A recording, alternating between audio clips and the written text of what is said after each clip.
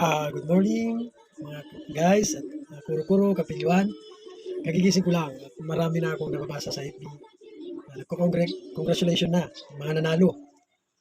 Mga nanalo ng mga local barangay election. At sa hindi pinalad naman, bawi next time.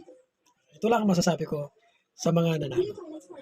Sa mga nanalo, barangay, captain, SK chairman, kagawad, SK kagawad, lahat kayo, mabuhay kayo, congratulations.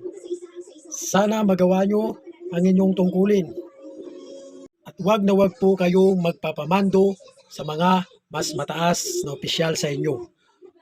Tulad ng sinabi ko, kayo ay may sariling isip, puso. Wag na wag nyong sundin ang mando ng mas mataas sa inyo kung ito ay mali. Gumawa kayo ng sarili nyong desisyon, sarili nyong paglilingkod sa inyong barangay at hindi nyo dapat sinusunod ang utos lang atong mando ng iyong mas mataas sa iyo. Alalahanin nyo, binoto kayo ng mga tao ng kabarangay nyo dahil kayo ang alam nilang pag-asa nila. Unang-una, dahil kayo ay gusto nila, dahil gusto nila mabago ang barangay nila. Ngayon, kung kayo man magmamando o ano sa inyong mas mataas sa inyo na kahit mali, bumaba na kayo sa pwesto.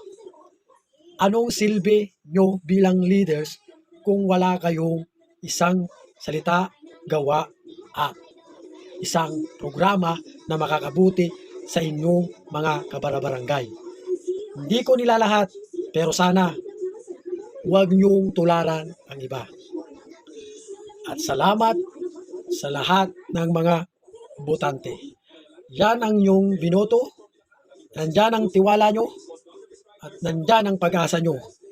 Asahan nyo yan sa bawat nanalo ay dapat ay tuparin ang kanilang mga pinangako sa inyo. At hindi lang sa lahat. Lahat, kahit yung mga natalo, pwede rin maglingkod. Doon nila ipapakita na kahit natalo sila, ay lahat ng mga sinabi nila doon na kanilang pinangako, pwede rin nilang gawin. Maglingkod pa rin sila sa ating bayan, sa barangay. Sapagkat wala namang masama. Kung hindi ka man nanalo or talo ka ngayon, malay mo sa paglilingkod mo sa susunod na eleksyon, ikaw naman ang manalo. Ngayon, binabati ko po lahat ng mga nanalo. Kabilang dyan ang barangay captain, barangay kagawad, at SK chairman, SK kagawad. Mabuhay kayong lahat at naway pagpalain kayo ng Panginoon. Maraming salamat sa inyo. Go, go, go! Gumawa kayo ng mabuti sa kapwa nyo, sa kabarangay nyo, para yan ang tatak ng tao sa inyo. Iwasan gumawa ng mali, masama, dahil yan ang tatak din sa inyo ng mga bumoto. Wag na wag nyong gawin yan dahil ang mga tao marunong magsisi, marunong din yan magsalita. Pagdating ng araw, sila pa rin ang inyong kailangan. Maraming salamat. Nabuhay tayong lahat.